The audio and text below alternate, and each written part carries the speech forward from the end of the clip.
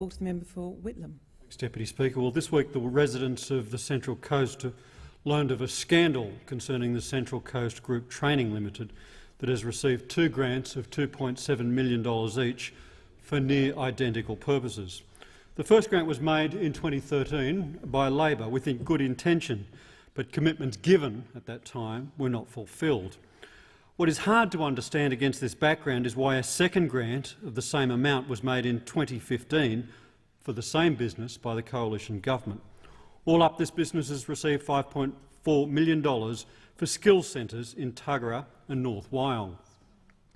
This funding was intended to be a pilot program to generate 120 jobs for young people and to act as an incubator to bring small business and youth training together.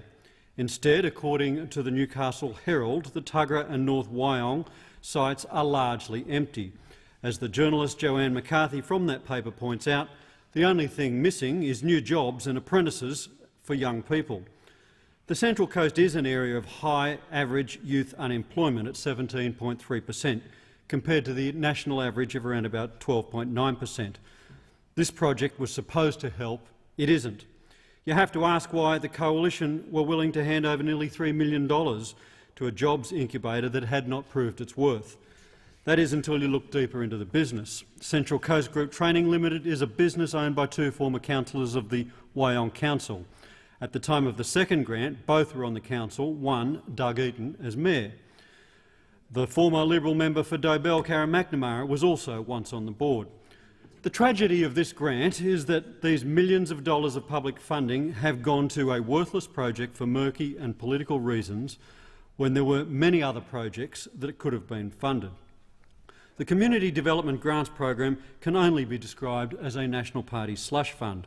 It's a $1 billion program with few guidelines and no competitive funding processes.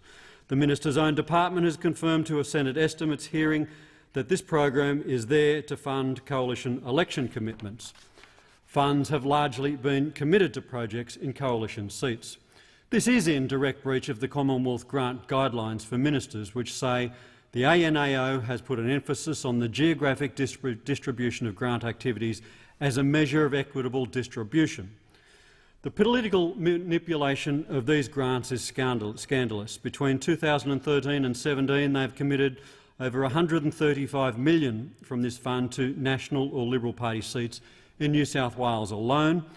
By contrast, Labor seats received a little over $1 million. This is a ratio of 135 to 1 since 2013. In Queensland, it's the same story, $138 million to coalition seats and a little over $1 million to Labor seats. Then you have a look at the bucks for the boys. The Deputy Prime Minister in New England has had the lion's share with a total of nearly $17 million. The seats of North Sydney and Wentworth combined had a total of $20 million. The object of the Community Development Fund is to fund projects to provide for the long-term viability of local communities. Clearly, it's been about the long-term viability of the government and its senior members more than these communities. Given the obvious rorting of this fund, it is no surprise that there's extraordinary secrecy behind the grants process. I have written to the Australian National Audit Office in May this year to raise questions about the administration of the program.